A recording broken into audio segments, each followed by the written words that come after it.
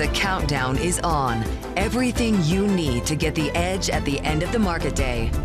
This is The Close.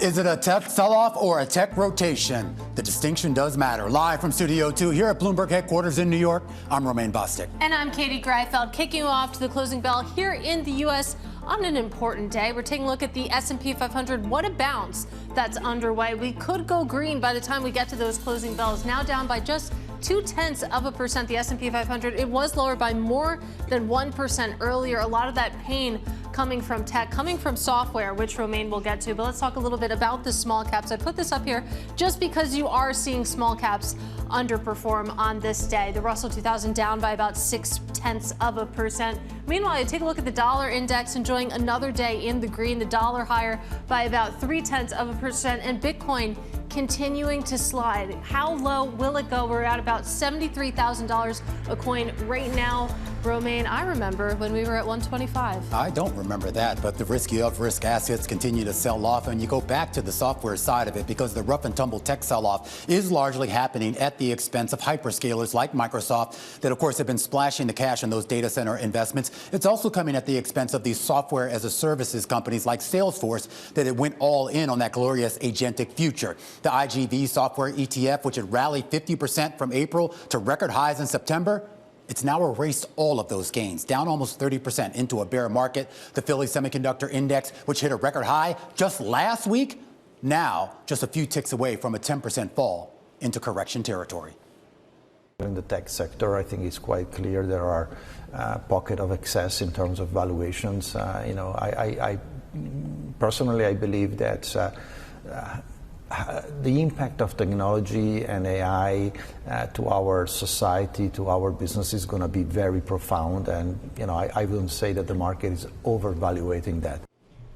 And that's a key point. And as we pointed out repeatedly on this program, the market sell-off is still, to a large degree, a market rotation out of last year's winners into names with a bit of a greater value proposition. The Russell 1000 Value Index, a heavy weighting for names like Walmart, P&G, J&J, that's rallied 10% over the past 2 months. A basket of value-oriented energy stocks with big weightings to Exxon, Valero, Phillips 66, up 17% to start the year.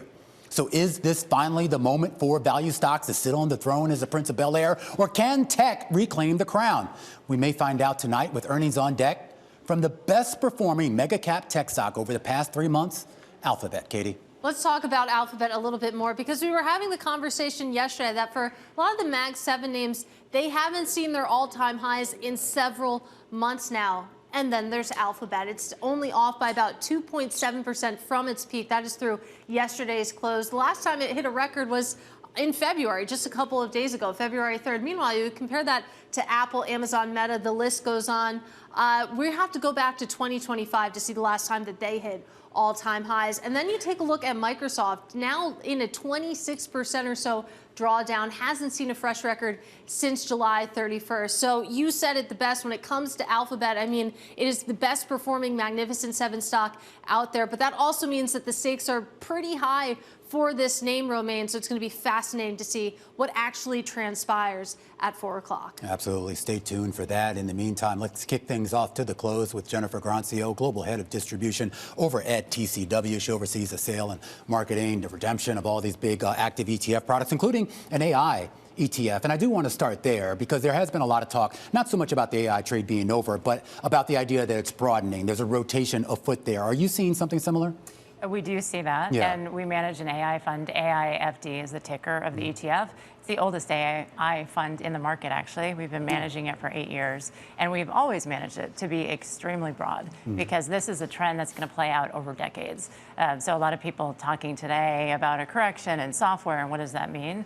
We will have drawdowns, we will have volatility, but from a breadth perspective, we don't have enough data centers yet. We need the software still, and so the fund that we run, AIFD, is about 70% enabling companies. So companies like laser companies, data center cooling companies, the companies that we need as we march forward and see the growth of AI. Are you comfortable? I don't want to get too much into the sort of the value versus growth debate, but are you comfortable with the valuations that you're seeing with some of those names? Because I know, part of this sell-off that we're seeing is largely a function of the fact that some of these names just really got ahead of themselves in terms of market pricing.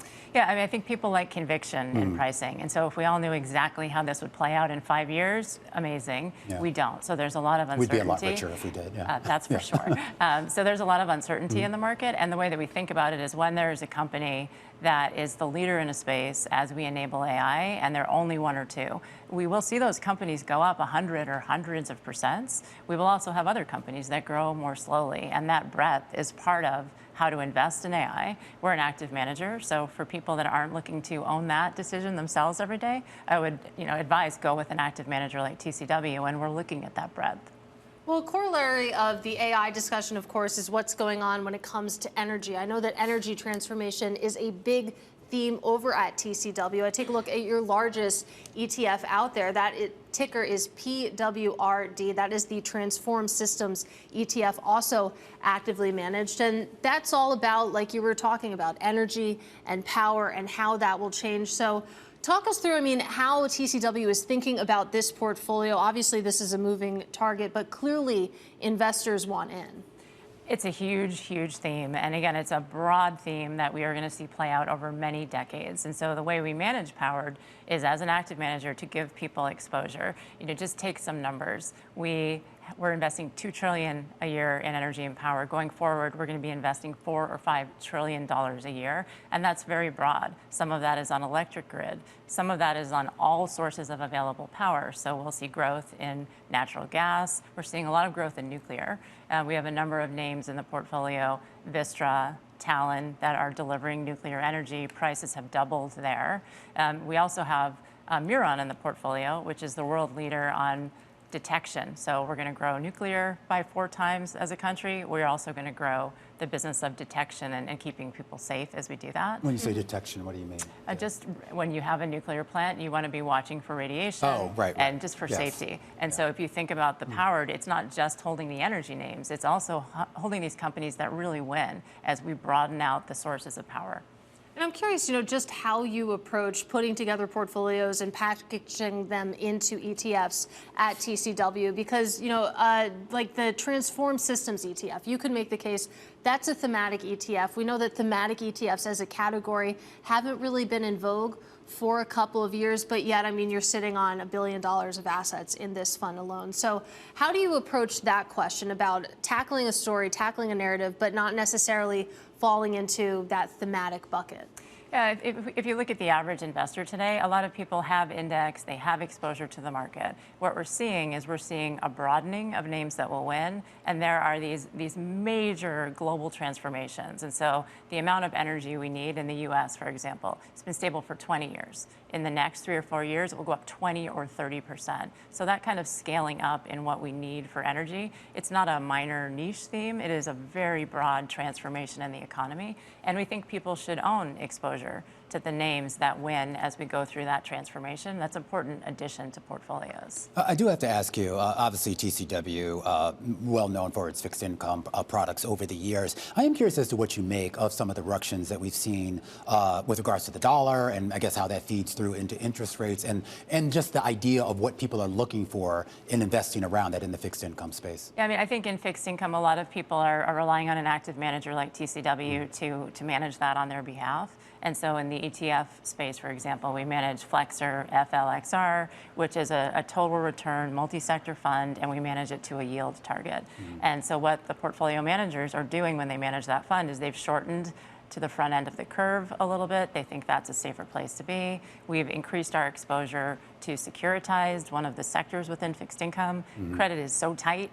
Securitized is a place where we're able to get more of a return. And so as an active manager, we're just carefully moving around. We don't know exactly what comes next in the market, but that's the job of a firm like TCW and a firm like Flexer, is to manage that on behalf of the investor.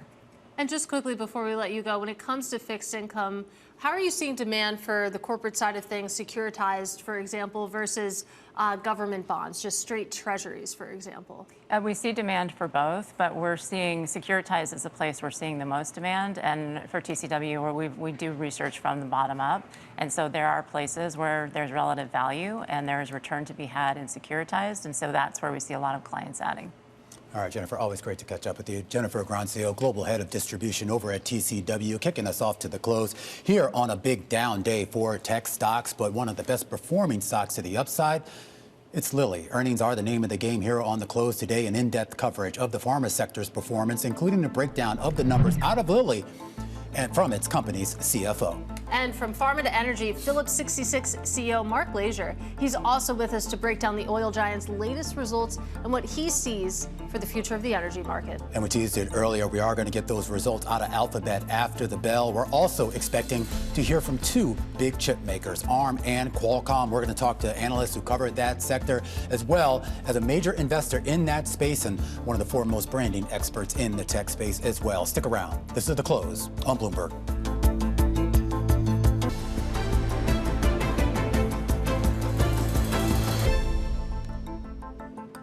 Well, shares of Eli Lilly soaring today after issuing an upbeat sales forecast for its next fiscal year. This morning's earnings report underscoring strong demand for its weight loss drug business, a sharp contrast to competitor Novo Nordisk. I got the chance to speak with Eli Lilly CFO Lucas Montarce earlier today on the heels of that report. Here's part of that conversation.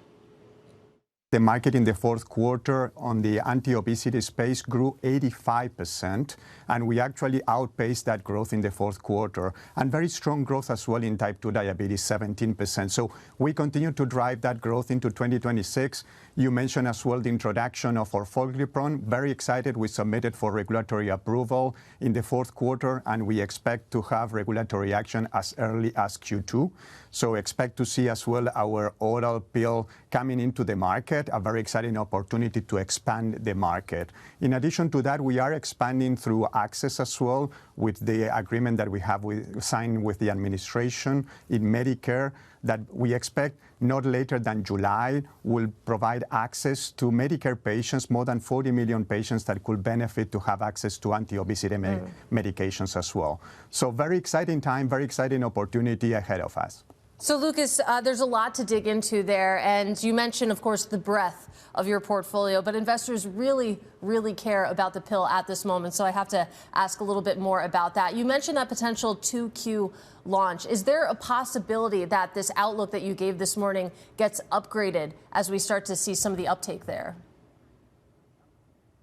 Yeah, it's early days at this time. We just put the guide out there. We have a very thorough process, and we feel good about the guide that we have in place for 2026.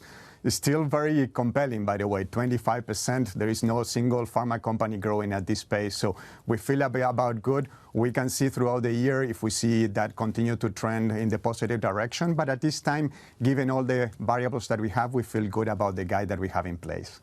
And so let's talk about the timeline a little bit more here. You and I spoke a few weeks ago at the JP Morgan Healthcare Conference. You said that you're on track for that second quarter approval. You reiterated that timeline today, of course, pending FDA approval. Let's talk a little bit about the FDA. There's been some challenges there. There's been some turnover.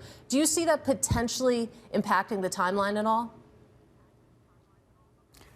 At this time, we are engaging with the FDA, and we feel good about the progress. And so the time that I covered in JP Morgan that you alluded is still consistent with our expectation that we expect to see regulatory action as early as Q2.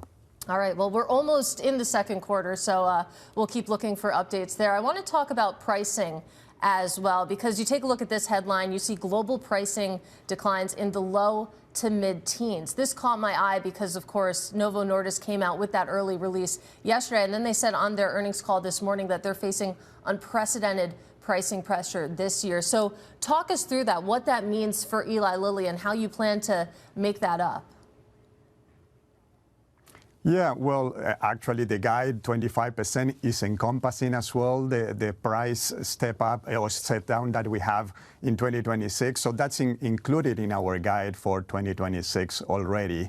When you think about the variables, they are all actually out there. We talk about the agreement with the administration. Those prices are public. We talk about direct to patient, that we adjust the price by $50 across all our presentations.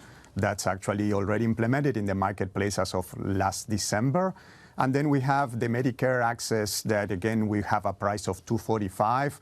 That's also public price, public information out there as well. So those variables are out there. There is no news from my perspective in terms of the pricing dynamics. It's still going to be a price erosion versus last year. That's included in our guide. Very strong volume growth that we expect to see that will more than offset that to get to that 25% that we have in our guide. Well, that dynamic is really interesting between pricing and volume. Another line in your earnings release that caught my eye was that you take a look at U.S. revenue. It increased 43%. That was driven by a 50% increase in volume, but it was partially offset by that 7% decrease due to those lower realized prices. So is the hope that, you think about some of the things in the pipeline, the pill being one of them, is the hope that that's going to help expand the market and thus expand volume as you see that price erosion? Yeah, that's very important. As you mentioned, again, when you think about the volume growth and the volume opportunity, in particular, starting with both obesity and type 2 diabetes, we have a large opportunity. Both segments are really large, in particular anti-obesity medications. We are talking about more than 100 million patients in the US that we can serve. And then globally, there is another 900 million patients that we can serve as well. Nowadays, we are serving low single digits, so the penetration is low, so there is a big opportunity to continue to drive that growth. The fourth quarter, I mentioned that the market in the US grew 85%. So there is a very big runway to continue to drive growth into the future. That's reflected on our volume growth expectation for 2026. And you touched on this a little bit, Lucas, but I do want to talk a little bit more about MFN pricing there. What impact would you expect that to have on your weight loss sales this year? So the impact is included in that guide that I talk about, again, the low to mid-teens in price erosion. That's reflected in that price guide that we have for the year. And the prices, as I mentioned, are public. The $245 for the government segment and the public prices that we have in direct to patients, including the adjustment that we did for $50. So all these public prices. We have been very disciplined on our pricing strategy. You can look at the results quarter on quarter that we maintain that discipline throughout 2025. And my commitment is to maintain that price discipline getting into 2026 as well. All right, fair enough. And I should bring up Medicare access as well, because expanding Medicare access, that is certainly top of mind for investors. And I'd love to hear from your perspective. How do you see that wider access impacting the market? And again, when it comes to the pill, would you expect that to be available to Medicare patients at launch? That's a great point. Of course, again, not only tirzepatide, again, Zepbound, but also orforglipron will be available in the Medicare segment once that access is provided. So both molecules will have access to Medicare patients, and the patients will pay, actually $50 will be the copay that the patients will be paying for both medicines. So great opportunity to drive access. I mentioned 40 million patients. As always, penetrations will build over time. So starting off July, hopefully we will see that penetration growing over time. So that will build not only in 2026, but also getting into 2027 as well. And Lucas, before I let you go, one thing that has changed since you and I spoke a couple of weeks ago back in January is that your Zepbound KwikPen, it actually won approval last month. As I understand it, that product is tied to your deal that you have with the Trump administration. So talk us through the rollout here. Do you plan to make KwikPen available to all patients, or would it only be an option for those Medicare patients? Yeah, it's great news, by the way. I'm glad that you brought it up, because you asked me about the KwikPen approval. And again, it has been 3 weeks, and now we have the KwikPen approval, and we're planning to bring it to the market within the next 30 days. So that will bring another option. Of course, again, we are discussing about the channel segments. You mentioned Medicare being one of them, but also we will bring it in direct to patients. So that we will have more broad access is another opportunity, another option for patients that will have the opportunity to get to the KwikPen device. By the way, the KwikPen device is one that we have available in many countries globally with great acceptance as well.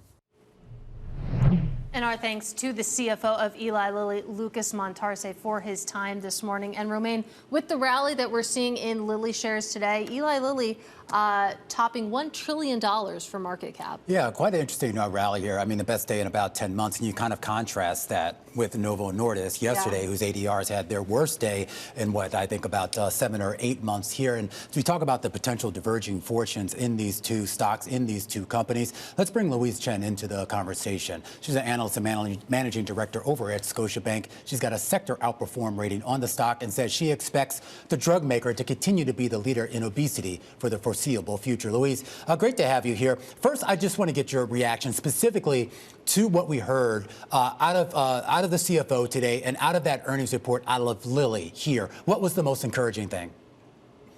Yeah, I think the most encouraging thing here is the guidance they gave for 2026. I don't think people expected it to be that high, especially giving increasing competition and pricing pressure in the space. And they're guiding towards 20% plus top line and 40% plus bottom line. So that was an unexpected upside surprise. When we talk about what we heard today out of the CFO, and we should point out we interviewed the CEO of Novo yesterday on the heels of an earnings report that disappointed a lot of folks. Is this just a story of patent protection, or is there something more going on underneath the surface?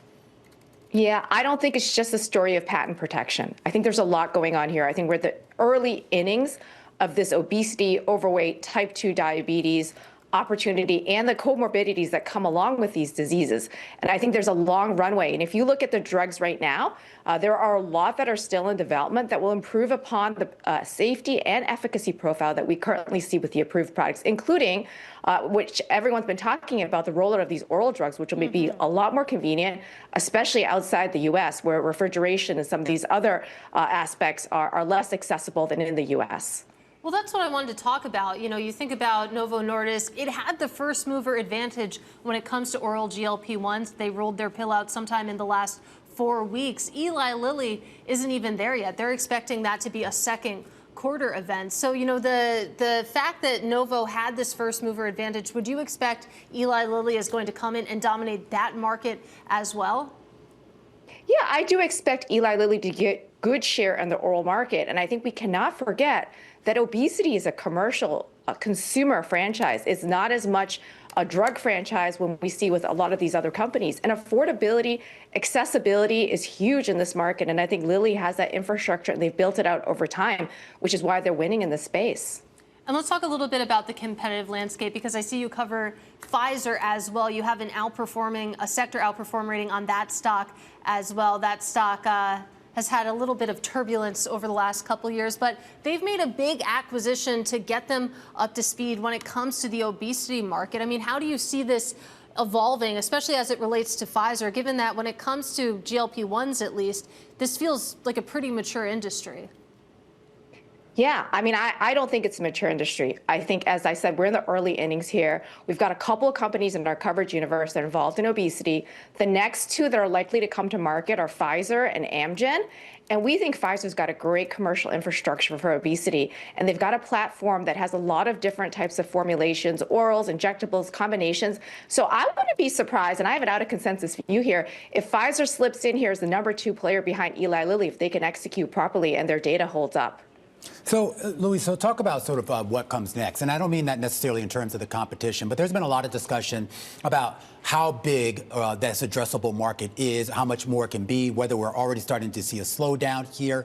I mean, so many people entering this space. How much room is there for those folks to operate? Yeah, I think there's a lot of space for growth. Let's see how the pricing holds up. Let's see how the data holds up for a lot of these companies that are producing data this year. But in terms of penetration, we're really still in the single digits. So when you think about a market with type 2 diabetes, obesity, overweight, and comorbidities, that's billions of people worldwide, I think there's huge room for expansion. I think right now the market consensus is about $150 billion in terms of an opportunity, and we're not even early. We're very early and not scratching the surface of that opportunity right now. All right, Louise, great to get some time with you. That is Louise Chen. She is managing director over at Scotiabank, talking about all the drama in pharma earnings, really a tale of two earnings when it comes to Eli Lilly today, and then a surprise report from Novo Nordisk yesterday. Absolutely, and of course you got that juxtaposition right here on the close with that great interview that we had yesterday with the CEO of Novo, and today, of course, with the CFO of Lilly. And it raises the question here again. Like I said, if you can't protect that product the way that Lilly has, and some it's just a function of timing. What do you have? Yeah, it's a good question. Well, we keep the earnings conversations going. Up next with the CEO of Phillips 66.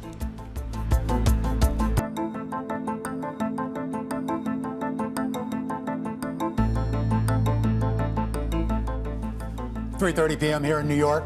This is the countdown to the close. I'm Romaine Bostick. And I'm Katie Greifeld. We're keeping an eye on these markets as we get closer to those closing bells. Also keeping an eye on shares of Phillips 66. They reported earnings this morning, Romaine, being welcomed with open arms by these markets. Shares up about 5% at the moment. Yeah, adjusted EPS coming in at a nice beat, $2.47 a share. And then you talk about some of the individual segments here. You saw some growth in that midstream revenue here. And a lot of people now really starting to look ahead to what's next with regards to the climate for refining, but also, of course, the climate for oil prices as well, and how that feeds into that company's business. And especially what's ahead when it comes to Venezuela, the introduction of that crude, or the increased flowing of that crude, what that means for refiners. So let's discuss with Mark Lashier. He is the chairman and Chief Executive Officer of Phillips 66. Pleased to say that Mark joins us right now. Mark, a lot to get to. Let's start with the results that we saw this morning, though, because it seems like you had particular strength when it comes to refining, when it comes to marketing. Talk us through, what drove those gains and where you see that momentum going in 2026. Well, good afternoon, Katie. I'd love to talk about that. When you look at the strong results we had in the fourth quarter, it really stacked on top of the good results we had second and third quarter last year. And the precursors for that outstanding performance really were set in play over 4 years ago when we started down this path. We committed to pushing our refining assets into world-class status. We committed to building out a great midstream position, wellhead to market with our NGL system. And we committed to reducing costs. We streamlined our business.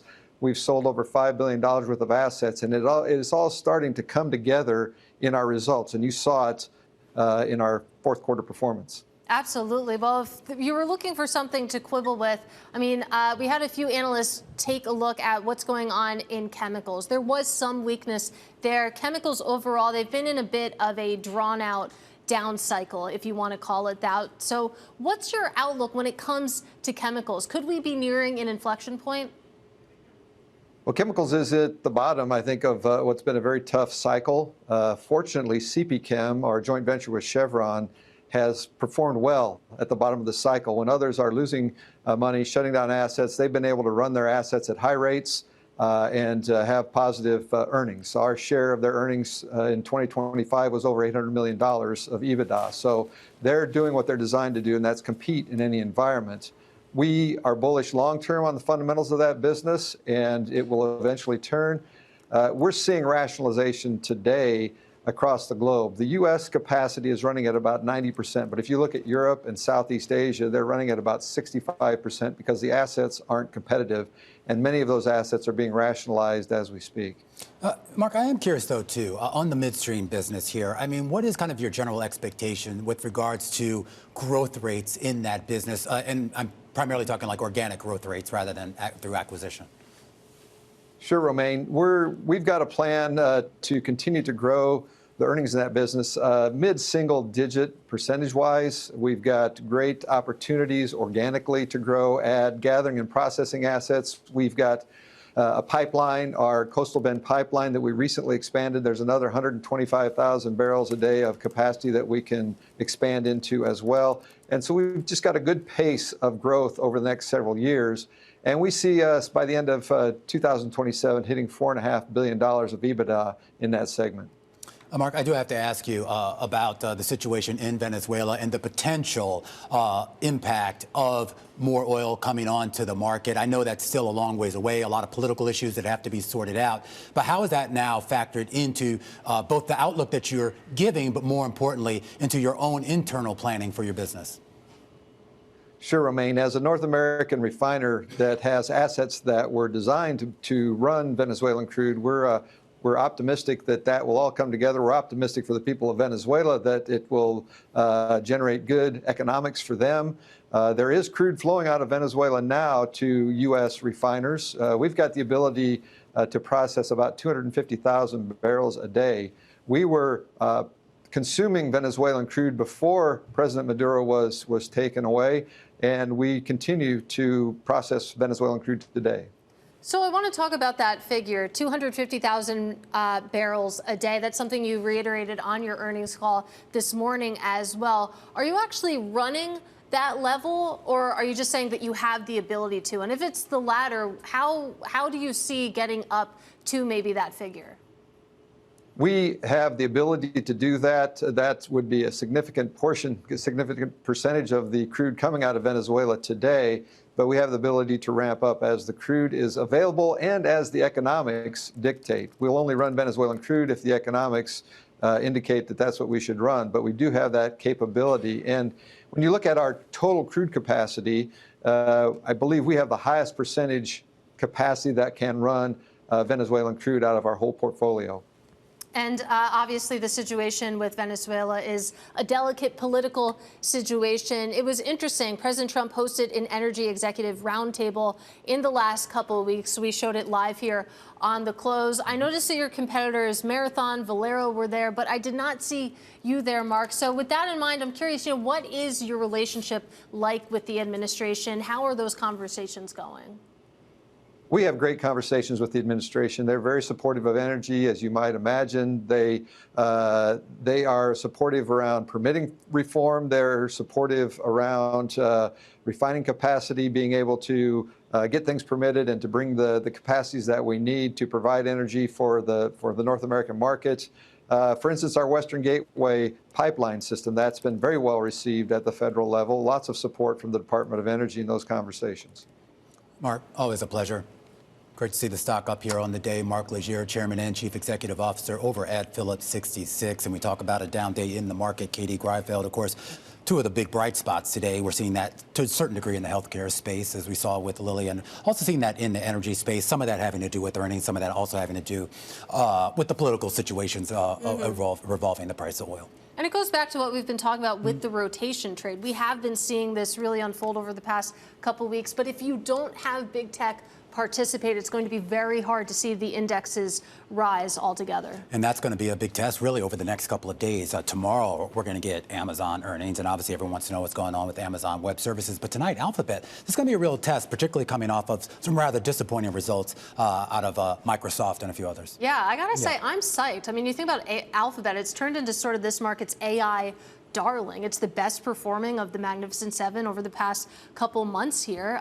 So we'll have to see. And Meta, it was interesting. They had pretty good results. So we'll see what that means in terms of Alphabet's search business and what's going on with ads. Yeah, and I like that chart that you used to start off the show here. One of the best, I mean, still down, but still one of the best performing of the big cap tech stocks here. We're also going to get some results out of the chip makers, ARM and Qualcomm. When we come back after the break, we're going to continue discussing earnings. This time we're going to talk Uber. Those shares taking a sharp turn lower after an underwhelming first quarter profit outlook. That's our stock of the hour. It's up next, right here on The Close, right here on Bloomberg.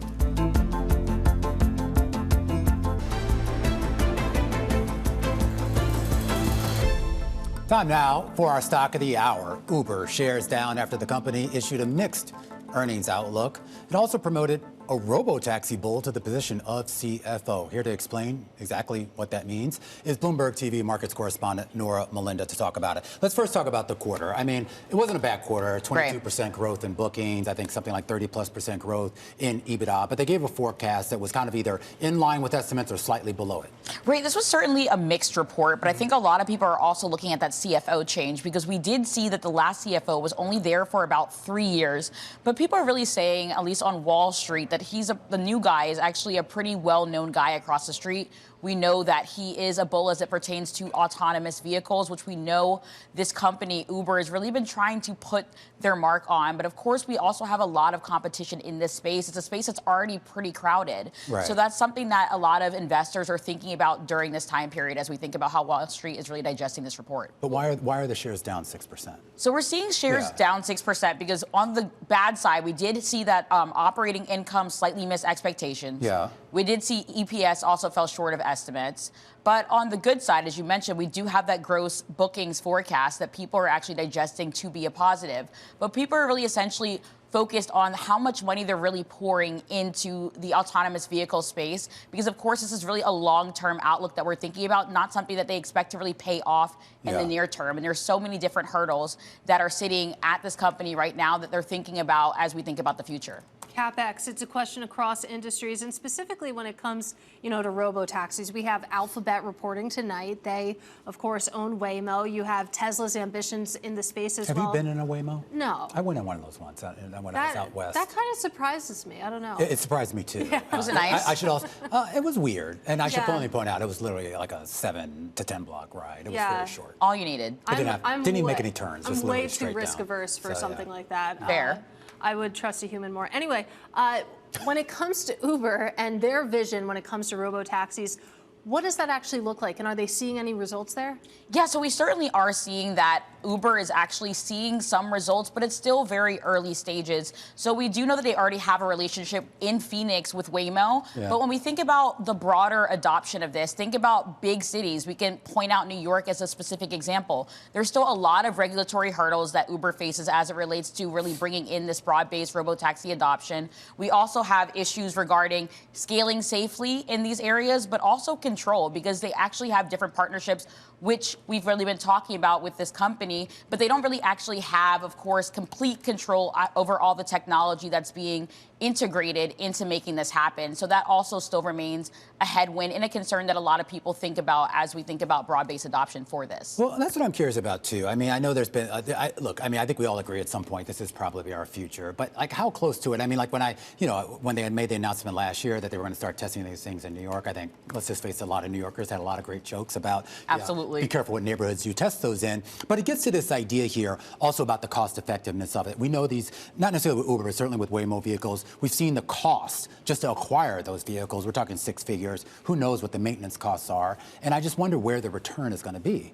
And that's what you're seeing. People are really keeping their eyes on margins. This is supposed to be an asset-like business, right? Right. I mean, they have all these independent contractors, quote marks, that they don't have to pay for, cars they don't have to pay for, and now they're going to be on the hook for these? Yeah, I mean, that's what people are really concerned about. I mean, I think it really just underscores what people are thinking about when it comes to profitability. We know that this is a company that's profitable, at least on the rideshare business side of things, but people are really concerned that the idea of bringing on this massive asset that you mentioned is meant to be asset light will actually crimp margins in the long term. So that's what you're really seeing people looking at as we see the stock really declining on the day. You know what I saw, Katie? One day I got trapped in New Jersey, and I think I was in Jersey City, which is near Hoboken, and they had the food delivery robots, which by the way are very aggressive. Like if you're in their way, they literally stare you down. Quite scary. Like get out of my way. Someone hasn't taken a bat to those things, especially. I'm sure someone has. Where's the growth opportunity in that, Norah? The Jersey reputation. Norah, Mulinda, great reporting as always. The closing bells are up next. We're going to take you there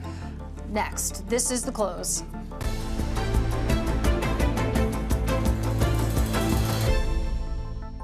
No client is going to write checks in the tens of millions. Even if they do, they might start, and after 6 months they'll stop unless they're seeing the return and they're seeing how it's impacting their workforce, their own productivity, numbers drop to their bottom line that they can then reinvest to grow in their business. That's kind of the message we've been on and which our clients are seeing. The CEO of IBM, Arvind Krishna, talking a little bit earlier on a Bloomberg Television out at the World Government Summit in Dubai here. And of course, Katie Greifeld, all the talk really over the last few days, quite frankly, the last few weeks has been about the AI trade, whether the bloom has come off the rose or whether this is kind of a rotation out of some of those really hyper valued names and into something maybe just a little bit more attractive on a valuation basis. Absolutely. That seems to be sort of what's going on underneath the surface of this market. If you take a look at where we stand right now with about 9 minutes to go until the bells, I might have jinxed it about 51 minutes ago. It doesn't look like we're going to finish in the green, but still a remarkable climb back from some of the depths that we saw with the S&P 500. I will point out that if you take a look at the breakdown, you actually have 362 names in the green, which speaks to there's still breath under the surface. It's just that big tech is kind of overwhelming everything, as you can see with the Nasdaq 100 down about 1.6%. And that's similar to what we saw yesterday, where even though the indexes were down or soft, the majority of the stocks were in the green. We should also point out that if you take a look at the S&P 400 mid-caps, up about 0.9% on the day. Dow Transports also up on the day by more than 2.5%, and the equal-weighted S&P up about 1%. All right. Let's count you down to the close here and bring in Nguyen, CIO of Equity Strategies over at Research Affiliates. Quay, great to have you. Thank you for having me. All right, so, I mean, Research Affiliates, obviously known for value or known for finding value. I guess my question is, and it's a bit esoteric, what is value these days? Value has always been defined as something that is cheap. Unfortunately, the index providers also define value as companies that don't grow very fast. Our definition of value is not necessarily something that is cheap or that don't grow very fast, but something where its fundamentals are not necessarily fully reflected in its price. So when we talk about how an investor approaches a situation like this, we talk about a rotation under the surface. Some of that is out of high value tech into lower value tech. Some of it's out of tech altogether and into other pockets of the market. How are you approaching it at Research Affiliates? Well, what we have is we've always had a value orientation. And I think that this interest in technology and the acknowledgement that our economy is constantly innovating has led us to start to reevaluate what's the other side of value. Right now, what we're doing is we're saying we want to find value in companies regardless of how fast they're growing. If they're growing really fast, perhaps they should be assigned a higher valuation. But I guess one of the things we're thinking about now is what about the growth side? Just like traditional index providers define value as things that are not growing very fast sometimes, they also tend to define growth as things that tend to be expensive or not value. And so we're looking at, instead of looking at the valuations, what if we were to look at the fundamentals of growth itself? And it's interesting when you take a look at, how you are thinking about growth, how you're defining growth versus, how indexes define growth. I mean, how much is the overlap in that Venn diagram? Are we talking about two separate circles here? Well, there is going to be some overlap. The market's not completely inefficient. Companies that grow quickly tend to be expensively valued. And so what you'll find in our growth approach, as well as in traditional growth indexes, is overlap in some of those top names. You'll find Apple in there, you'll find Alphabet in there, and you'll also find Meta in there. However, there are in cases where the growth is not very efficient, and so they don't wind up in our growth index, but they still remain in the traditional growth indexes. Names like Amazon is a good example of that. Right. And in addition to that, because we're looking at a broader lens and looking at fundamental growth, it opens up the door for us to include stocks that are growing in the other industries. Healthcare is a good representation. We also have a good number of energy stocks in there, such as and financials, such as Morgan Stanley is a good example of that. It's a nice reminder that growth, it's not necessarily synonymous with tech, even though a lot of people use that as shorthand. I do want to go back to value because broad-based, generally defined value has been on quite a run over the past couple of weeks, the past couple of months. And it's interesting, though. I mean, when it comes to value, how do you make sure that you're not getting into a value trap sort of situation? What are some of the telltale signs there? So first of all, investing in value can be very, very nerve-wracking, right? A lot of times you're buying companies that are under a lot of pressure. So for us, what we try to do is to diversify. So our value indexes tend to be very, very broadly diversified. If you hit an air pocket with one stock, it should not put you out. That's the first philosophy. The other way of doing it in our active value strategies is we make copious use of quality and momentum signals. These are things that tell us what company might be cheap for a reason versus a company that's just a little out of favor at the time. I'm curious about the momentum side of that, though. I mean, does momentum maybe potentially become a false signal at times or not? So it can, as long as if you're betting on it. Our approach doesn't necessarily say, let's bet on momentum, let's ride these things all the way up. Our approach really says, let's not get stuck in something that's getting crushed by the market. Gotcha. So what we're trying to do is we're trying to neutralize the anti-momentum tendencies of our value signals. I do want to talk a little bit about what we're seeing transpire when it comes to the Magnificent Seven names just over the past couple of months, because Alphabet aside, you take a look at some of the other names in the Magnificent Seven. I mean, they haven't been near their peaks for a couple months now, since last year, really, and it seems like the earnings reaction hasn't been too kind either. And I wonder how you're thinking about that over at Research Affiliates and how that folds into the momentum of this market. Well, one of the things that we are very interested by is the performance of Alphabet. I think it's one of those interesting stocks that actually screen as being value stock, as well as screen as being a truly fundamental growth stock. So in some ways, this is a stock that we've owned in our value portfolios over the last year, year and a half, also in the growth index. And so it's not surprising to us, or at least let's put it this way, we're pleased that it has performed so well. And so we're not necessarily looking for companies that have a lot of momentum. We just look for companies that have strong fundamentals. All right, well said. Quay, always a pleasure. Nguyen is CIO of Equity Strategies over at Research Affiliates, counting us down to the closing bells here on this Wednesday afternoon. And Katie Greifeld, we talk about a market that has really been through a lot of fits and starts. Another volatile day. It looks like we're going to finish in the red for the S&P and the Nasdaq, but you have the Dow, the transports, the equal-weighted S&P, all solidly in the green. Yeah, absolutely. And once again, you're seeing very high trading volume on this day. We're taking a look at a 30-day comparison here. So we're even out of the holiday slump. So that's not distorting it. There's just a lot of money moving around in this market. And it makes sense when you consider that we're in the heart of earnings season, really. In the heart of earnings season, we should point out the trading range is also pretty wide, too. A lot of people really trying to figure it out as we get deeper into that earnings season, which, of course, comes in just a minute. We were just talking about Alphabet. That's coming after the bell. We also have ARM. We have Snapchat, Elf Beauty, Qualcomm, MetLife, Aflac, and Allstate. Coverage of that starts right now. The Closing Bell, Bloomberg's comprehensive cross-platform coverage of the U.S. market close starts right now.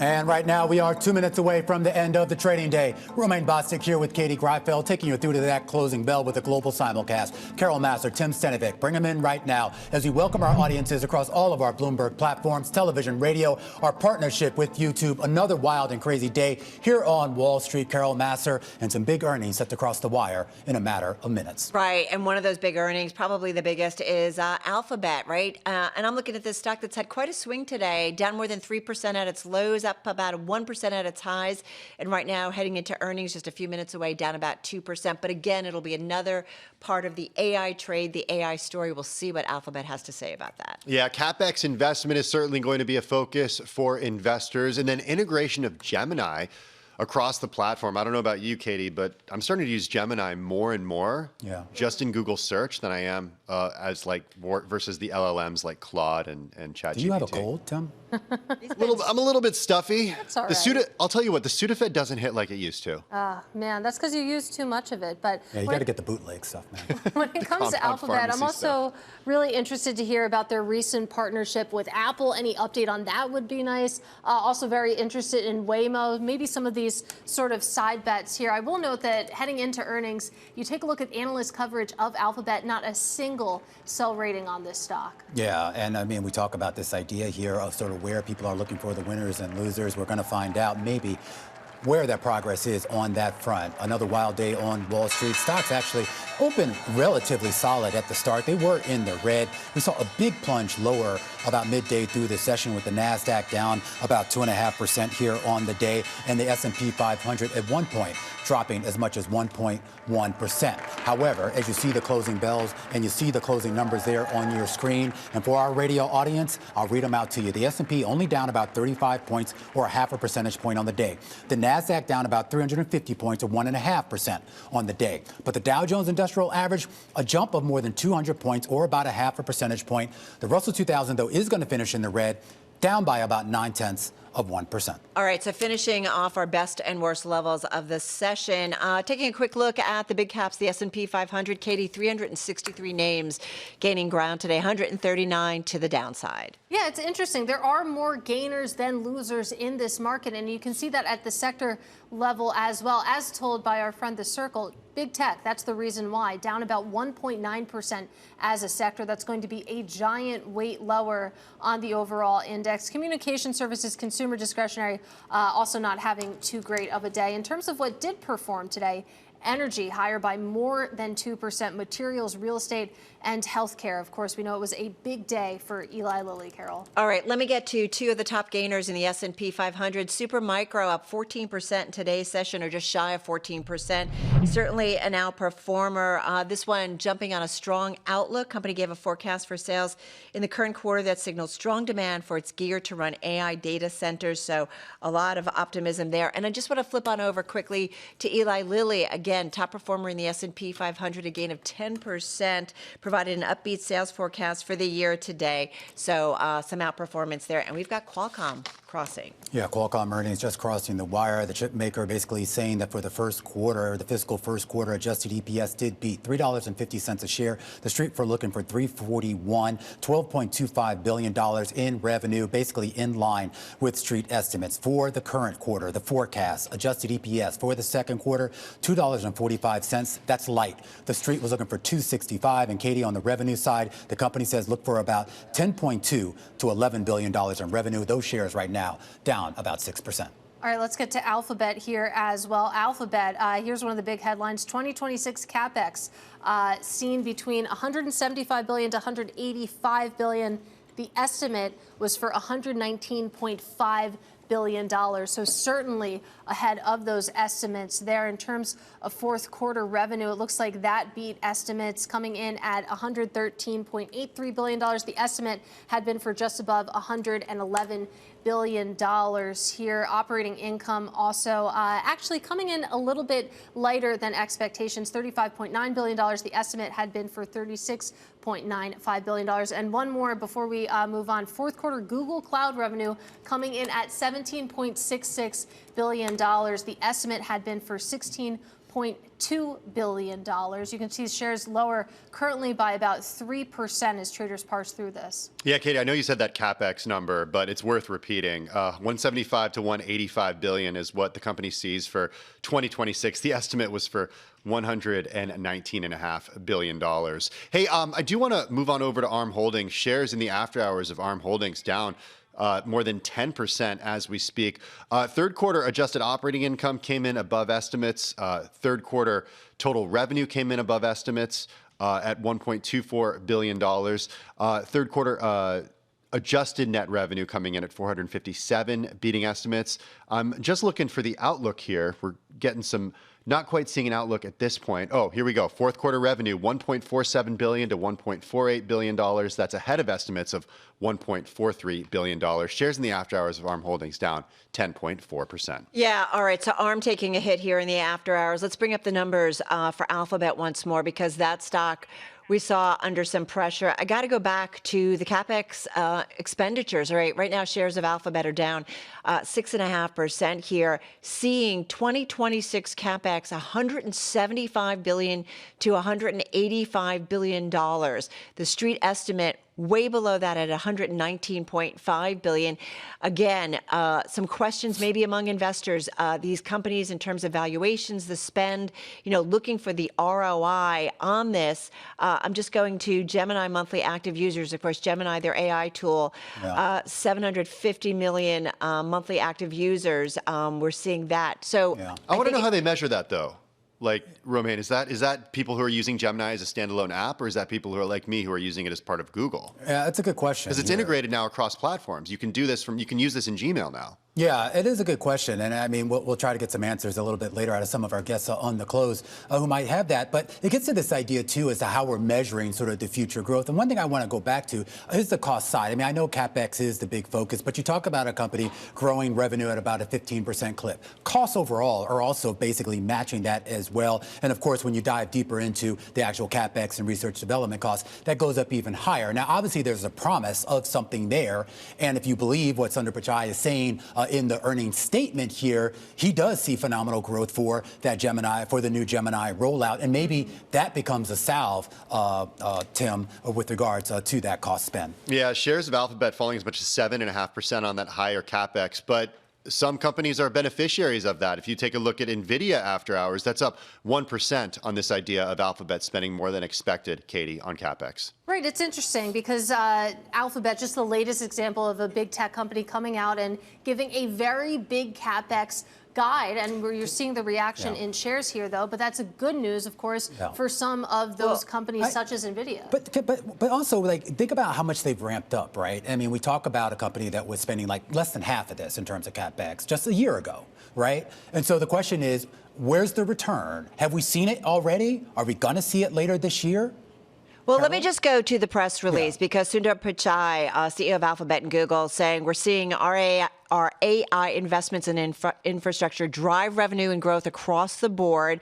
And so he says to meet the customer demand and capitalize on the growing opportunities. He talks about that CapEx number. But I also think, you need to look at, growth across some of the other businesses. YouTube's annual revenue surpassing $60 billion across ads and subscriptions. So monetizing that. They say they now have over 325 million paid subscriptions across consumer services.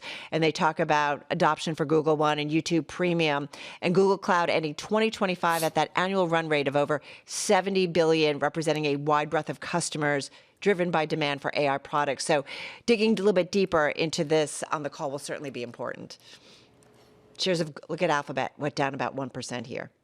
Yeah, and it gets to this idea, too, when we talk about the AI spend. And of course, it was just a few quarters ago where these companies were being rewarded for that CapEx spend. But we talk about this idea, too, of the outperformance that we've seen in Alphabet. And we should point out, it's still not really of a barn burner of a stock, but compared to its other, Mag 7 brethren here, it has been a phenomenal outperformance. It gives the idea that maybe investors, they're looking at the Microsofts and some of the other names in that space and realizing that maybe, at least among the mega caps, that maybe Alphabet might actually be a bit better of a value proposition. And just quickly before we go back to that CapEx figure, we were talking about NVIDIA rising and the wake of these results, Broadcom too. If you take a look at the function SPLC on the Bloomberg terminal, when you take a look at Alphabet suppliers, NVIDIA, Broadcom, right at the top there. So this huge CapEx forecast coming from Alphabet, once again, that is great news for their suppliers. All right, the stock shares of Alphabet still down roughly 2% here in the aftermarket. All right, guys, that's a wrap. Our cross-platform radio, TV, YouTube, Bloomberg Originals.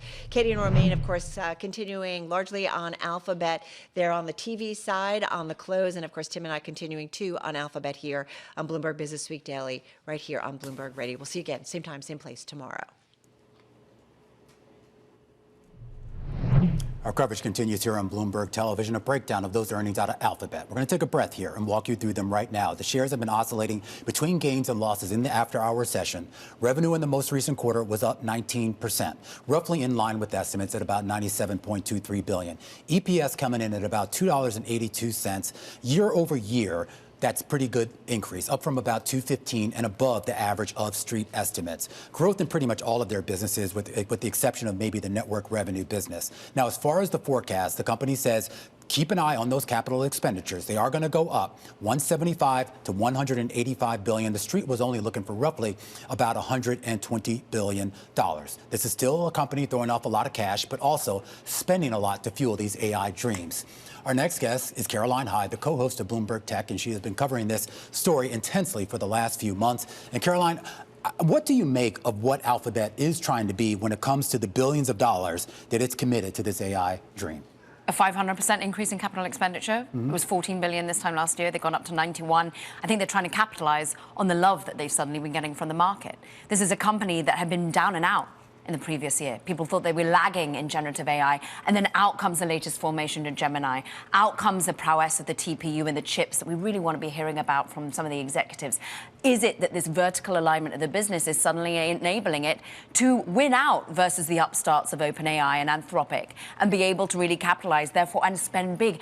Before this, Alphabet had actually been spending far less as a percentage of its overall revenue compared to the other hyperscalers here. They are dialing this up because they must feel, must be taken that they've felt from the market, you've got some bandwidth to do this right now, because what we've heard time and time again, think of Microsoft's numbers, is that their issue isn't one of demand, it's one of supply. Yeah, you could make the case that maybe they feel that they have a mandate to go out and spend this money given the reception in the stock market. And with that in mind, talk to us a little bit about what we're seeing in Gemini. Some of these monthly active users coming in at 750 here. So million, that is. How does that compare to some of the other really popular ones out there? OpenAI has 800 million per month on average, and so you are weekly, I think their data stats out as.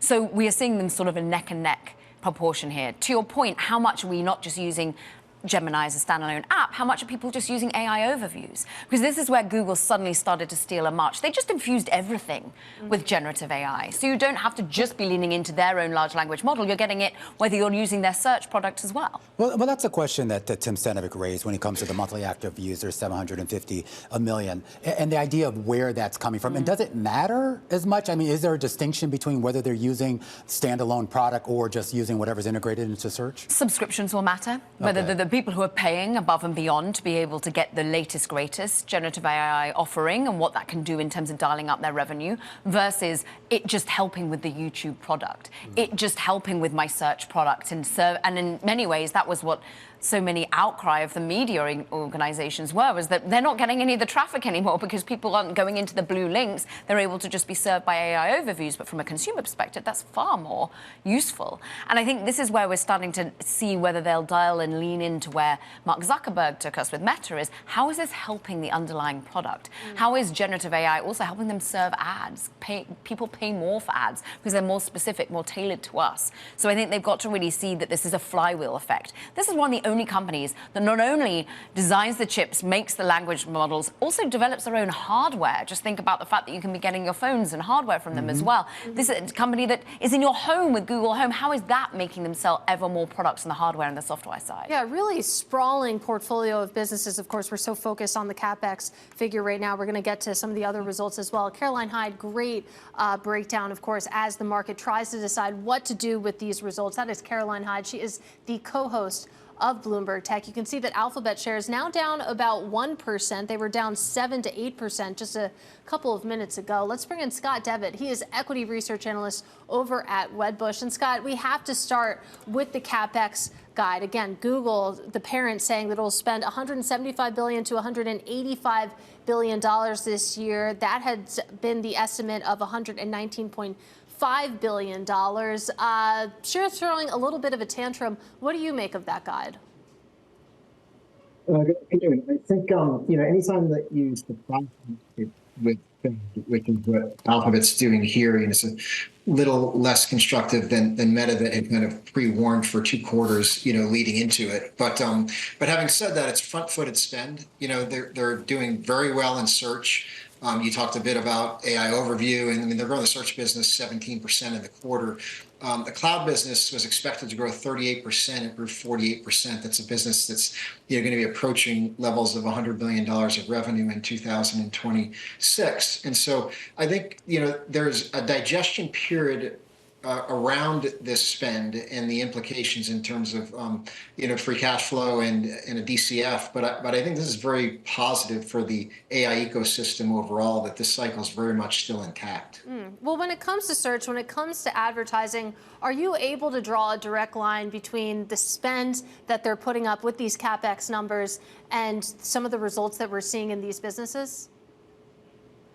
So you have 2 aspects of it. You have the infrastructure spend related to Google Cloud and the acceleration that business is experiencing. And then you have the cost of delivering AI search throughout the business as well. And both are significant costs. The computational costs related to AI search are higher than legacy search, although those costs are coming down. They're still higher. The monetization of AI search is still lower than traditional search, but the company has said historically that they think ultimately it will be higher. So I think there's still benefits from monetization in search, and I think that it's still very early days in terms of this improvement and growth in the Google Cloud business, which very much justifies the investment. You have to think about this as a cycle that's almost 5 to 10 years in building relating to the CapEx spend, and the revenue streams, are just starting to flow through. So again, I'd say it's a little bit of a net negative because the market has to process the implications of the incremental spend, but it's a very positive implication for Google as a company, and I think for the broader ecosystem. If you referenced a few of the infrastructure names, trading up after hours as well. So this gets to the idea, though, too. I mean, what do you actually want to hear the executives sort of articulate on the conference call longer term? And I'm not just talking about hard number forecasts, but really about the vision of what they want out of this. So I think you want to hear that what you're seeing in the reported results, which is that consumers are gravitating to where the investment is going. So on the search side, you're seeing usage of the AI tools, and that's not only true for Google, but it's true across the entire, AI complex from a consumer standpoint. And so that's happening, and the company needs to be spending behind that to be able to provide those services that consumers are demanding. On the cloud side, you can see it in Microsoft's results, even though they weren't well received. I mean, that business is growing 40%. This business is growing almost 50%. Tomorrow night, Amazon's going to report a business that's on a run rate to do $150 billion of revenue that's growing up near the mid 20% range again. And so I think that, the spend and what you're going to hear is that this spend is very much justified. And I think that there are data points, at least existing today, that suggest that that's very much the case today. Now, the longevity of this cycle, will remain debated in terms of how long that revenue acceleration for these companies lasts. But I think the data points, most recently for all the hyperscalers are very positive. It's funny, you mentioned Amazon, and we're going to get their results in about 24 hours. I am curious, specifically on the AI front and everything that's been going on with Anthropic. I mean, what is their position right now in the AI space? How do you see it? I mean, AWS is still the largest provider of cloud services. It's going to be north of $150 billion in revenue this year. Given its size and given the fact that it's been a little later to adapt to some of these AI features and functionality for customers, the growth rate has lagged. But they just launched Project Rainier, which is almost exclusively utilized by Anthropic, and that's going to drive pretty meaningful acceleration in that business in 2026. So I'd say AWS has been viewed as a laggard, but that narrative is in the process of shifting throughout this year. Having said that, I do think Azure and Google Cloud will continue to grow at very high rates as well. All right. Oh, sorry. One more, Scott, before we let you go. Apple in January, it announced that it had chosen Gemini as basically the AI technology that's going to help revamp Siri, which was notable at the time because they could have gone with one of these AI startups, if we're still calling them startups. So this earnings call is going to be really the first time we're going to hear Alphabet's leadership address that tie-up. And I'm curious, first of all, what you make of that, and when it comes to specifics there on that partnership, what would you like to hear? So they have a very strong relationship historically with Google Search integration into Apple, and I think whatever this AI cycle is going to be in terms of consumer engagement, it's likely to happen on an Apple device. And so the relationship with Gemini and the features and functionality that Apple can integrate into its platform because of that relationship just furthers an already strong relationship going back over many years that it's had with the search business. And so to hear Google talk about their product portfolio, whether it's the relationship with Apple or independent of that, I think is what you want to hear from the company tonight. And it's how good their product is and how much better that it's getting relative to the legacy Blue Link search. And I think we're starting to really start to see the benefits of that. And what's interesting is, in this past few weeks, you've seen the infrastructure companies go down because there's questions about AI, and at the same time, all the software companies are going down because the AI is going to destroy their business model. So it seems like it can't be both at the same time. And I think now we're going to start to see that sorted out with results like those from Alphabet tonight and what we see from Amazon tomorrow night. Scott, always a pleasure. Scott Devitt, Equity analyst over at Wedbush, helping us break down those earnings that we got out of Alphabet and a push ahead, of course, to Amazon tomorrow. We also got some earnings just a few minutes ago out of Qualcomm and ARM. Qualcomm, of course, the biggest maker of the processors that go into smartphones. You see those shares down here as the company's forecast looks like it's coming in a little bit light. The company's saying expect second quarter revenue of 10.2 to 11 billion. The top end of that range is below the average of analyst estimates. And as far as ARM, of course, they are one of the biggest makers of technology that goes into computer processors. They actually gave a pretty decent forecast. It was actually above the average of street estimates, but it looks like based on the share reaction, investors want a little bit more. Jay Goldberg covers this sector over at Seaport Research Partners, and he joins us right now. All right, Jay, I first want to start off with Qualcomm. This seems to be much more a story about what's going on in the handset business. I am curious as to what you make of this somewhat light forecast.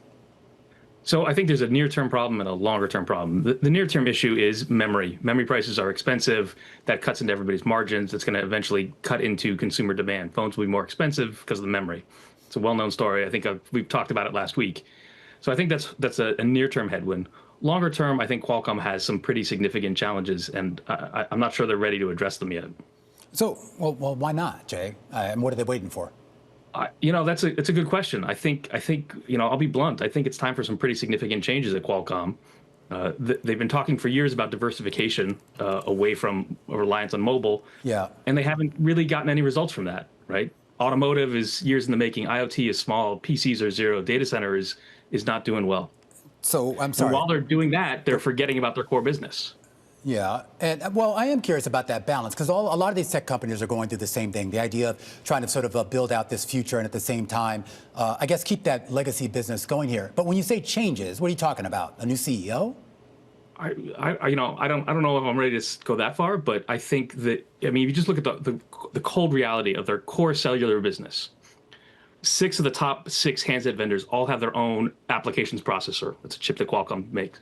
4 of the top 6 have their own modem, right? So you have customers who are designing their own chips, eating into Qualcomm's, bread and butter business. That's the ball game. Those 2 chips are the ball game, and all the biggest customers are sort of working on their own silicon. It doesn't feel like Qualcomm is really addressing this with the sense of urgency it requires. And I don't know if they're complacent or they're just hiding their anxiety really well. But I think it'd be like, code red over there, and it doesn't feel like that. Well, Jay, it's interesting. I mean, we are expecting the earnings call at about 4:45. Would you expect to hear any of this urgency from the executives? What would you like to hear, and what do you think that they're actually going to deliver?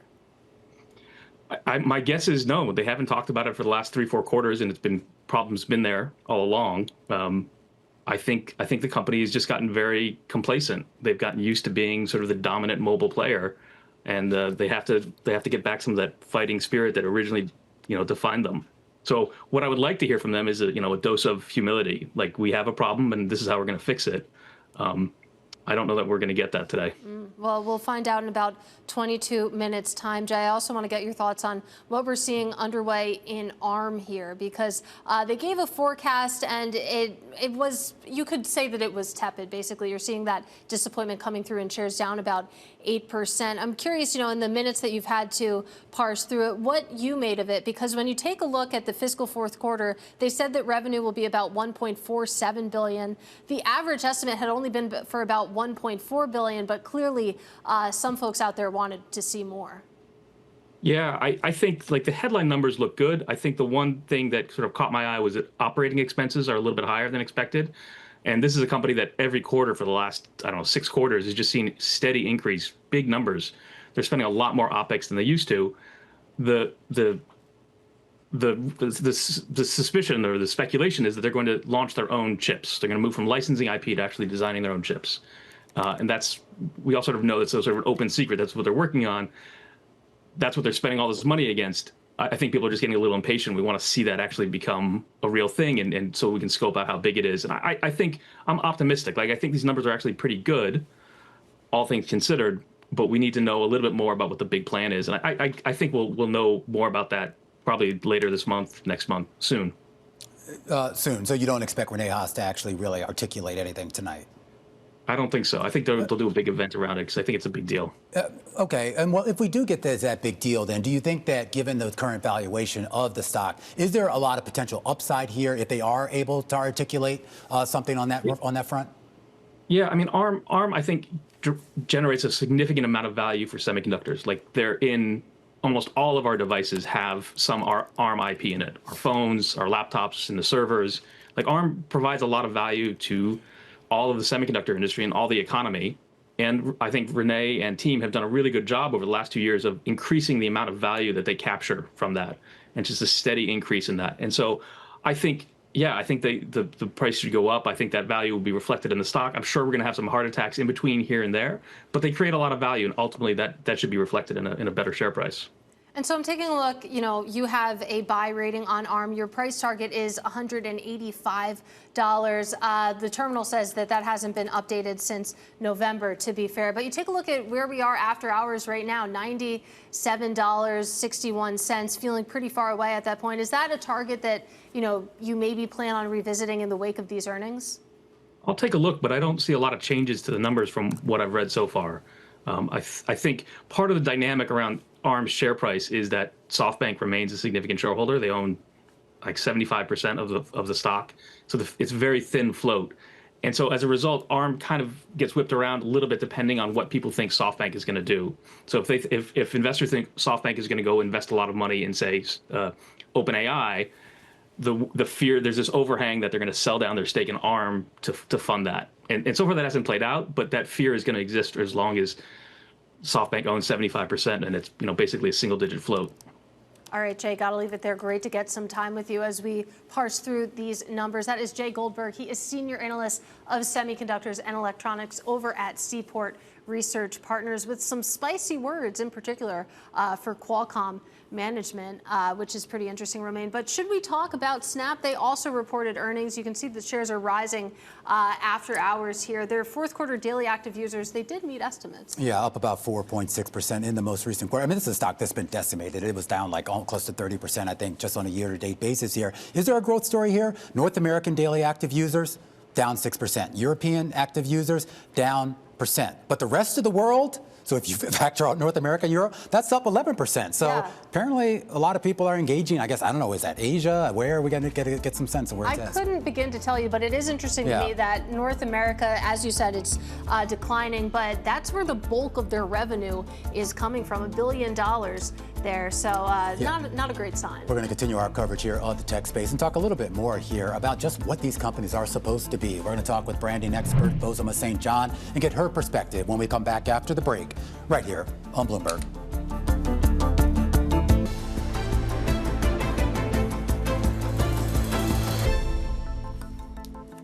All right, we've been talking the last couple of weeks really about all the big tech earnings in the media and the entertainment space as well. Alphabet earnings were just out. We get Amazon next week. We had Netflix and a few others over the last couple of weeks as well. And it's raising a lot of questions here about what big tech is these days. These are mature companies, and a lot of questions about what their identity is and, quite frankly, where the growth comes from next. Our next guest has spent years at the heart of the red-hot corner of the market. She's Netflix's former CMO. She was a former executive at Uber, and she's a full-time cast member of The Real Housewives of Beverly Hills. She's also the star of NBC's new marketing competition series, On Brand, with Jimmy Fallon. Great to see you, Bozoma St. John, and great to have you back here on the program. I do want to start with kind of a just an ephemeral question. That really is kind of like where big tech is right now. Because I feel like we've gone through this, I don't know, it's, most of these companies, we're talking 20, 30 years old. They've had a chance to mature. And there are big questions out what they become next. And I don't understand how companies of this size make that transition and find a way to stay relevant.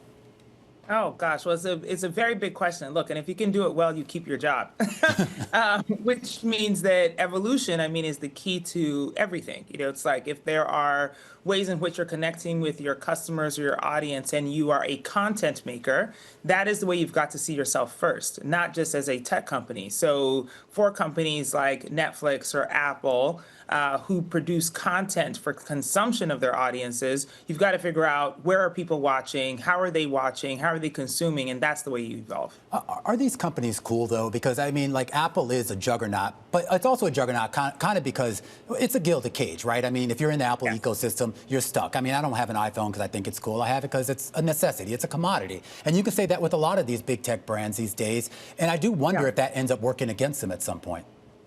No, I don't think it works. It works against them at all. I mean, so, look, good is not always just about being small or like the new kid on the block. Sometimes good means that you've been around a long time and people can depend on you. Now, cool, now that it depends on trends, you know, it depends on whether or not you're evolving fast enough to stay in the conversation, you know, and so that's really what you're trying to do is always stay in the conversation of what people are doing, how they are using their technology and their devices. And that's what makes you stay at the top of or in the center of pop culture. Well, Bozoma, I'd also love to get your thoughts on how a lot of these big tech companies, how they are handling AI and how they should be handling AI, because we were having this conversation with Gary Vaynerchuk a couple of days ago, and, you know, he made the point, and I think it would resonate with a lot of people, that there's a skepticism about AI right now. People don't necessarily want to see AI-generated content, but these big tech companies, you could see that perhaps putting them in a bind, since obviously they need to be going all in on AI right now.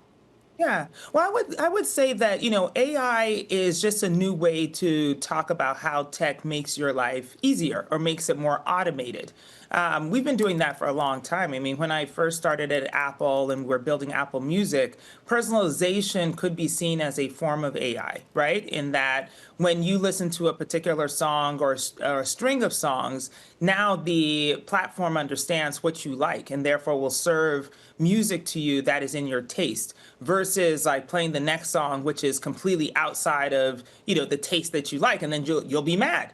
But many tech companies have been using a form of AI for a long time. And so I do think that now we're thinking about AI in ways in which it's, you know, taking over creative jobs, or that it is, you know, creating fake content. But that's actually not true. I think for all of us, what we input into our content preferences is then what it's going to create for us. I love the point on rebranding, because you even think about something like Spotify. Spotify has been making playlists for me based off my preferences for years now, way before you know, we started bringing AI into the conversation. But when it comes to that point you made, that, you know, there's this fear out there, or this feeling that AI is going to take over creative jobs. You don't see it happening right now, but could you see that in the offing? I could see it happening in terms of making some of our platforms easier for creators to use. You know, I don't think that there's ever going to be a time when the idea of taste, you know, which is what actually powers creative people, becomes automated or takes away from how you actually create your art. And by art, I mean not just, you know, visual artists, but musicians and illustrators. You know, there's just so much that we do which has to do with taste, that it is not necessarily something that can be learned by tech. I do want to just talk about just the idea of branding. We mentioned your new show with Jimmy Fallon. Obviously, you've got your own product lines, including Eve, and just the idea of not just corporate branding, but personal branding. And I don't know if you can maybe just share some of your experience from taping the show and the conversations that you have with some of the contestants, some of the presenters on that show about the best practices in that space. Yeah. Well, you know, I feel like personal branding has become like this bad word, you know, as if like if you say, oh, I have a personal brand, or I'm developing a personal brand, somehow then you are arrogant and you should not, you know, be focused on that. But if you think about personal brand as simply reputation, that changes the conversation. It changes the perspective you have. Even on my show, On Brand with Jimmy Fallon, a lot of the contestants, week after week, what you're building is your reputation. We expect you to have great explosive ideas, or ones that pull at the heartstrings, or ones that are funny. And that becomes your personal brand. So there was a contestant, BT, who got voted off pretty early, but he's a funny creative. And so even the content that I see of him now on Instagram still is in that same vein. So his personal brand is as a funny creator. But I think for all of us, we can think of ourselves in that sense, that what is your reputation? What is it that you stand for? And that becomes your personal brand. So then translate that then back, and I'm just going to circle back then to the big corporations and big tech. And the idea is, do they need to think a little smaller, or is it okay for them to have that scale and be, whatever mega brand that they are, and with an identity, to be sure? Yeah, I mean, look, if you're an elephant, don't consider yourself to be a mouse. There's no way you're going to fit into the small spaces. And so why would you try to maneuver yourself that way? And by the way, you've made an excellent point, which is that brands need to be themselves. Right? It's like anybody. If you think of a brand as a human and you think about their personality and what they would like to do, the spaces they would be in, you have to remain consistent. That's the way that consumers then trust you. But if you're a big elephant and then you start acting like a mouse, nobody's going to trust you and they won't believe your brand.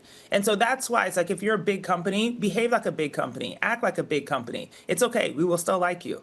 Be the elephant that you are. Don't be afraid of those regulators. Bozoma, before we let you go, I do want to talk a little bit about the Super Bowl. Of course, we're all waiting for the big game coming on Sunday. Who's playing in that? Seahawks and Patriots. That is the extent of my knowledge. But let's talk a little bit about the halftime show. Of course, you worked at Pepsi, you worked at Apple. Both, of course, have been involved with the Super Bowl halftime show. And this isn't really a question, but it's interesting how the Super Bowl endures. We talk about sort of the death of linear television, which particularly hurts for Romaine and I. But then you think about the Super Bowl, and that real estate, when it comes to the halftime show, is still so valuable in 2026. Yes. Well, because it's the one stage where a performer, a musician can reach so many different demographics of people. Usually if you are, we'll take the example which is Bad Bunny. And while he's an extraordinarily popular artist, his latest album is completely in Spanish, right? Which just won Album of the Year. But the idea that he can reach audiences who may never have heard his music before is extraordinary. And I think for a lot of the audience, they are also tuning in because they want to be entertained. So you have to have people on the stage who understand how to perform, how to gather an audience. And I believe Bad Bunny is going to deliver that on Sunday. I just want to point out, Bozoma, too, just the other day, I was rewatching last year's performance, halftime performance by Kendrick Lamar. And I just have to mention the fact that every time I click on that video, I get that nice sponsored by Apple Music thing. So, yeah, how's that for branding? Yes. Well, I'll be watching both for the Super Bowl halftime show and, of course, all the commercial breaks. There you go. Bozoma, great to get some time with you. That is Bozoma St. John. She is former Chief Marketing Officer over at Netflix, former Chief Brand Officer at Uber. You cannot read her whole resume because it's literally, it's bonkers. She's worked everywhere. Full-time cast member of The Real Housewives of Beverly Hills. I have a question. Are you going to watch the Super Bowl, or you're going to watch the game, or just the halftime show, or just the commercials? So I don't like football. I like sports, though. If you put me in front of a television screen and say, watch this But there's game, no, sprinting or whatever it is. No, but they run back and forth. They get tackled. I'll watch. I'm really excited. I'm going to get wings and take them home. Chicken wings. Just chicken wings. Oh, okay. Yeah. So. That's a popular thing to do. Yeah. And you can watch Bad Bunny. I won't understand a word he's saying, but it'll be fun. It will be fun. Yeah. Yeah, we'll see.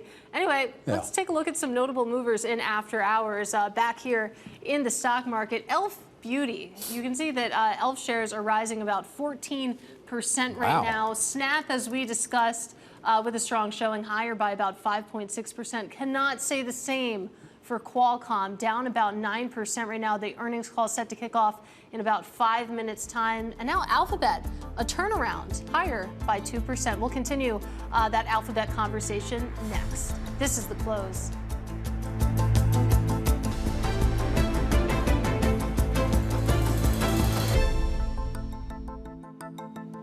What is the next phase of the AI revolution? Some would argue hardware and physical tech. Now, on the phone front, Apple may reign supreme, but Alphabet is trying to come for their crown as they continue to integrate their AI models into their devices. Here to talk more about that arms race is Matt Stucky. He is Chief Portfolio Manager over at Northwestern Mutual Wealth Management. Matt, it's great to have you with us. And when you think about Alphabet as a stock and you think about how it's treated in the stock market, how much of that performance ties back to hardware? Because it feels like often that is an underappreciated element of their business overall. Well, good afternoon. Thanks for having me back. I do think that is somewhat of a unique advantage that Google has been building out, not only in their data centers, but also in their handsets, just in terms of kind of how important it is for them to control their supply chains end to end, from hardware down to model deployment, and not paying a margin to, NVIDIA along the way, I think is a unique advantage versus the other players in the space. In some ways, and only in some ways, it kind of reminds me of Amazon, because Amazon, they have a ginormous e-commerce business that we all know and love very well, but it's not what the stock trades on at all. You could make the case it's similar with Alphabet and their hardware side, but you make the interesting point too in your notes that the hardware is only as effective as the models on which it runs. So talk a little bit more about what Alphabet has to offer when it comes to some of those models.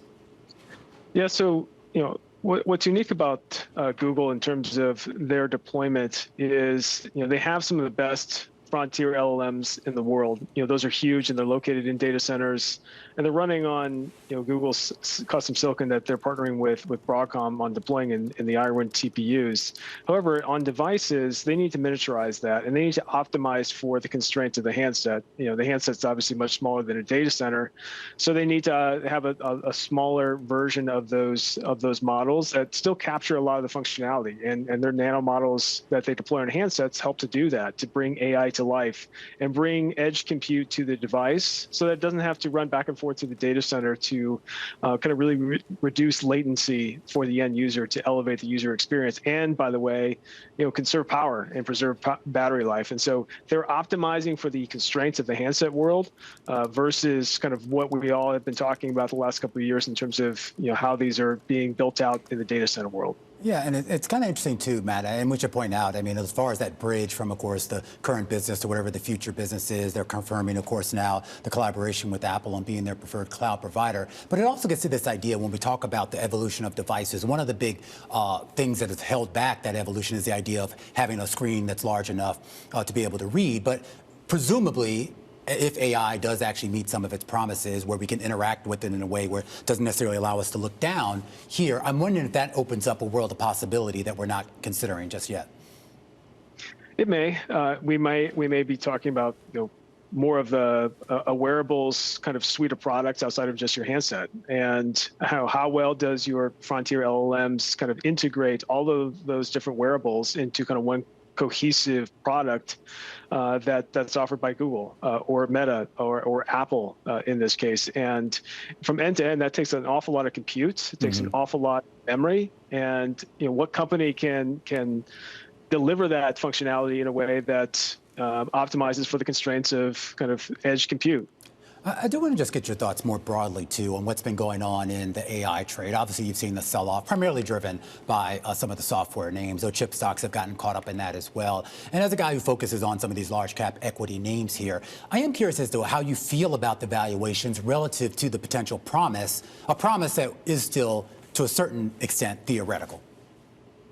Well, the software valuations have certainly gotten, quite a bit cheaper. But if you're looking at, just some of the largest players in this space, NVIDIA being one of them, Google being another, Broadcom comes to mind as well.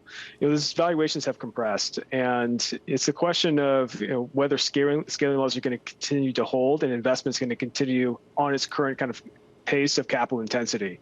We'll probably get a good check mark here in the next couple of months with ChatGPT 6.0, whether or not those scaling laws are holding. But, my gosh, looking at the CapEx number from Google that they just reported, they certainly think that scaling laws are going to be intact for a while. And so to me, I think if you're looking at what might break this trend, it's certainly not going to be when hyperscalers are continuing to wrap CapEx in this part of the cycle. All right, Matt, always appreciate your insights. Matt Stucky over at Northwestern Mutual Wealth Management here. We should point out, Katie Greifeld, that conference call with Alphabet executives kicked off just about 15 to 20 minutes ago. They are confirming that collaboration with Apple as their preferred cloud provider. Also providing some interesting notes on the Gemini, saying the Gemini Enterprise grew 65% year over year. Also talking about this idea that at least on that Gemini front here, they are looking more so at the enterprise side of it as being the growth driver rather than us plebes like you and me. And they're not alone in that. We know that that has been the aim for a lot of these AI companies, unlocking the enterprise side. Just a few more fun headlines. Waymo surpassed 20 million autonomous trips in December. Wow. I was not one of them. And then this one caught my eye as well, that podcast viewership in living room devices is up 75% from 2025. Who would have thunk it? I would have thunk it, believe it or not. This has actually popped up in our household. And actually, I know a lot of people now. It's funny, you go over a friend's house and they have the TV on, but they're not watching, like, unfortunately, linear TV like us. They're watching, some podcasts of, some bozo talking about whatever. And a good reminder, too, that Alphabet also owns YouTube. This is a sprawling portfolio of companies from Waymo to YouTube to everything else. All right. Well, it's been an interesting day here. Alphabet shares are now back in the green here after oscillating between gains and losses. A busy day on Wall Street. Tomorrow also promises to be busy as well. We'll set you up for what to watch when we come back after the break.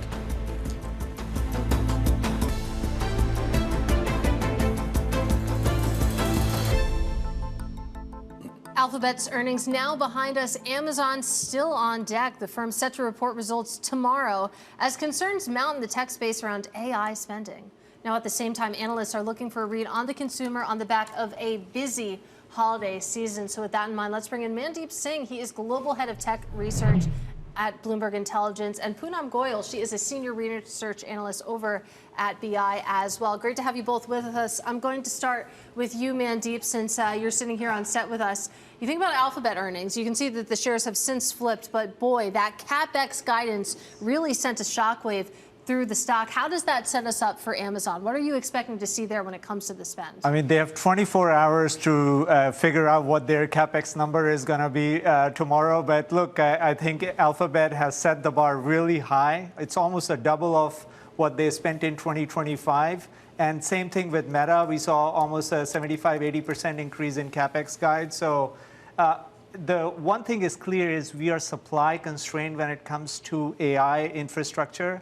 And that's where Amazon will step up. I expect them to go big. And a lot of their CapEx will be allocated to AWS as opposed to e-commerce. But Poonam probably... Yeah, let's bring Poonam in. I mean, Katie short shifted you because you didn't come in today, Poonam, but I still love you here. And let's talk about this. I know, look, we know AWS is kind of the growth for this company, but it's still an e-commerce business in terms of its biggest share of revenue. A, I guess, does that matter? And B, what are you expecting? Yeah, look, the retail side of the business looks very, very strong to us. We think Amazon will continue to gain share. They'll probably show that in the results tomorrow. We're expecting a high single-digit increase in online sales. That's well ahead of brick-and-mortar sales and even competitor sales. We think third-party will continue to be a driver there. 3P sales are strong. There's tariff noise in the numbers, but even with that, we think consumers are going to Amazon first, and we don't expect that to change. Yeah, certainly. It feels like it's in the muscle memories of consumers that you go to Amazon, and maybe that's where you do the bulk of your shopping here. I'm curious, whether there's any tie-ins between the AI story when it comes to Amazon and what we're seeing in e-commerce. As Mandeep said, the bulk of the CapEx will probably go to AWS, but would you expect any of that to maybe be funneled into the e-commerce side? Yeah, I think where there's going to be synergies and overlap is going to be on the AI side, the AI investments. If you think about retail across the board, and mainly for Amazon, they are making investments in AI, whether it's to improve search, personalization, Rufus, Alexa Plus. You heard that it was rolled out to all Prime members today. So those investments are underway, and they're aimed to improve conversion and really make the process of shopping just even more easier on Amazon. Well, that raises a question, Mandeep, about sort of where their place is going to be in the AI space. Is it just going to basically be, hey, we'll just provide you, the cloud space, or is this going to be something a little bit more aggressive? Well, all I know is tomorrow they need to print an AWS number of growth number of over 25%, because what Google has shown is they beat their numbers by 10 percentage points. Their cloud segment grew 48%. Wow. So there is some real share shift going on in terms of the cloud space, and you want to see Amazon being the largest cloud provider, really keep up when it comes to the growth rates. All right, Poonam, Goyal, and Mandeep Singh, two of the best over at Bloomberg Intelligence. And net sales for Amazon overall expected to come in at about $211 billion for one quarter. Katie Greifeld, 13% growth in that AWS number, expected to be about $35 billion. We'll see what that means for the shares, because if you take a look at their performance over the past year, they're actually a little bit lower. This company has really been treading water for the past couple months. Yeah, that does it for us here on The Close. We'll be back tomorrow with all of the earnings out of Amazon.